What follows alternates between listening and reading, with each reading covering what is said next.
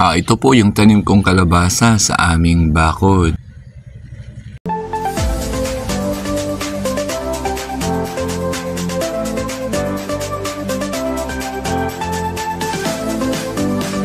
Magandang buhay po sa ating lahat. Dito po ako sa garden.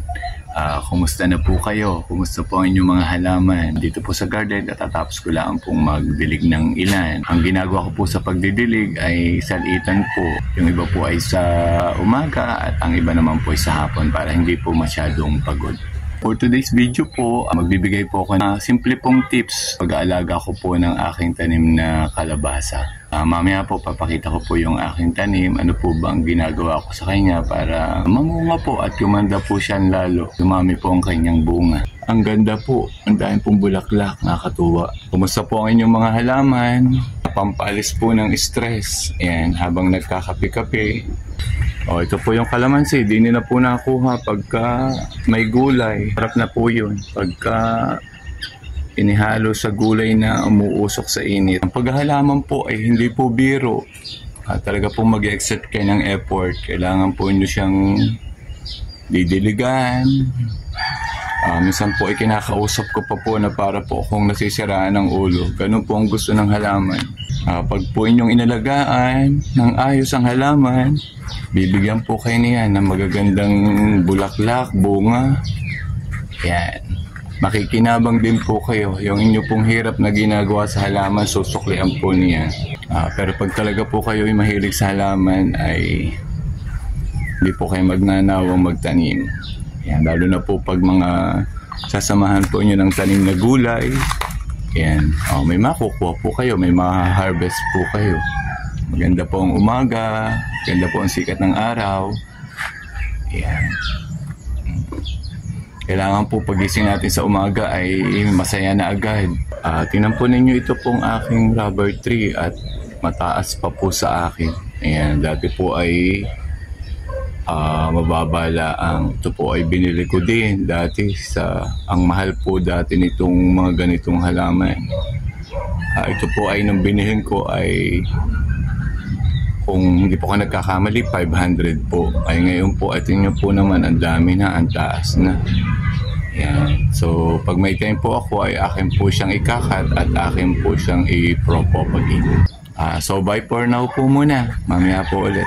Ito po ang tanim kong kalabasa sa aming bakod sa harapan po ng aming bahay. Nakakatuwa po, ang ganda po niyan tingnan lalo na po pagka sa umaga at nasisikatan ng araw. Ang tunay po niyan, ito po ay galing lang po dun sa mga buto po na pagka ako po ay nagugulay ng kalabasa, doon ko po naiihagis. Ay nagkataon pong sa mga hinagis kong mga buto, tumubo po siya. Kaya po, nung makita kong medyo palaki na siya, akin po siyang iniayos ng tanim. Kung saan po parang nung tumubo ay isang punla, tinanim ko po siya ng ayos katabi po ng aking tanim na ampalaya. Ngayon pareho na po silang namumunga. Mabilis po silang magsilaki at ang isa pa po mahilig po sila sa tubig. Lagi ko pong dinidiligan at ang pinandidilig ko nga po yung pong mga pinakita kong paraan na tamang ipandilig po na sa halaman para po mas lalo po siyang gumanda. Nakakatuwa po at nakaharvest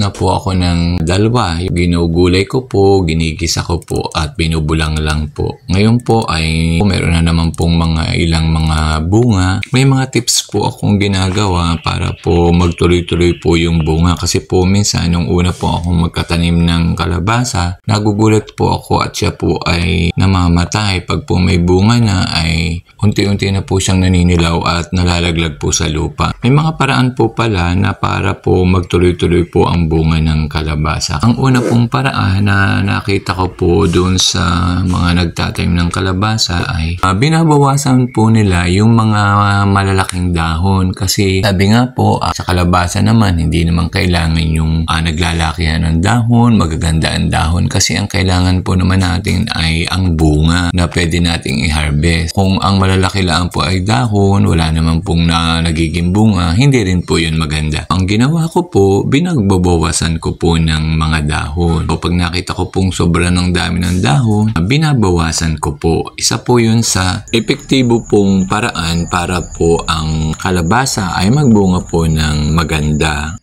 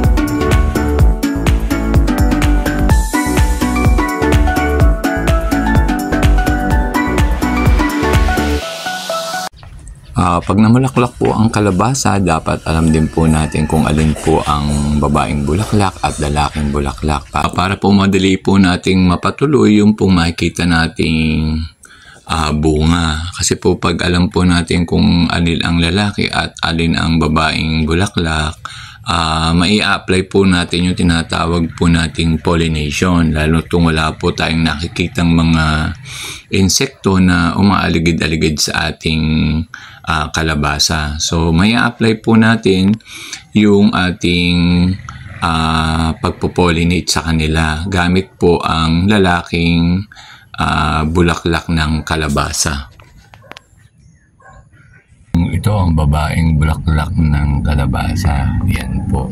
Ang babae po, may makikita ka po kayo sa ilalim na parang maliit ng bunga. Yan. Ito naman po yung lalaki na kinuha ko. At inalis ko po yung pinakadulo para lumabas po itong ito pong medyo tuwid pong ito. Yan. Kaya nga po lalaki, may tuwid. Ayan, so ito na po ang babae. Kita nyo po ang diferensya. Wala po siyang tuwid. Ang kanya po ay nakabuka.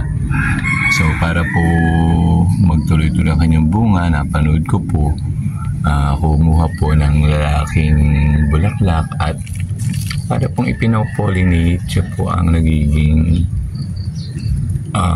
parang pollination po ang tawag. Ayan. Siya po ay kinikis-kis po, alam nyo na po, para pong sinasaklaksak po. Yan po, yan. So, iniiwanan ko na po sa loob. So, yan po ang proseso. Pag nagawa po natin yung ganoong proseso, sigurado po tayo na magtutuloy-tuloy po ang ating buko ng kalabasa. Magiging po siyang ganap na kalabasa at mag-i-enjoy po tayo sa kanya ang paglaki. Makikita po natin na talaga po namang epektibo yung ating ginawang popollinate sa kanya. Gamit po yung lalaking bulaklak. Kaya po nakakatuwa din po malaman ng mga ganun.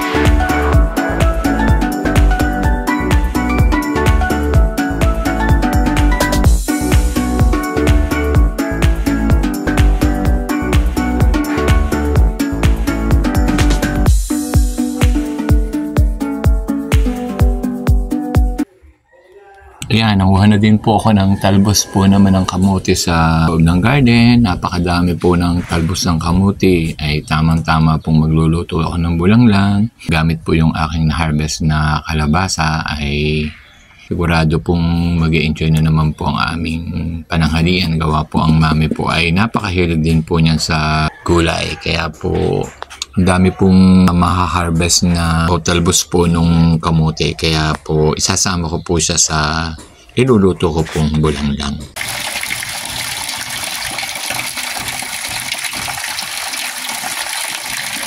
Ito po yung aking hinarvest na kalabasa. Murang kalabasa aking pong igigisa.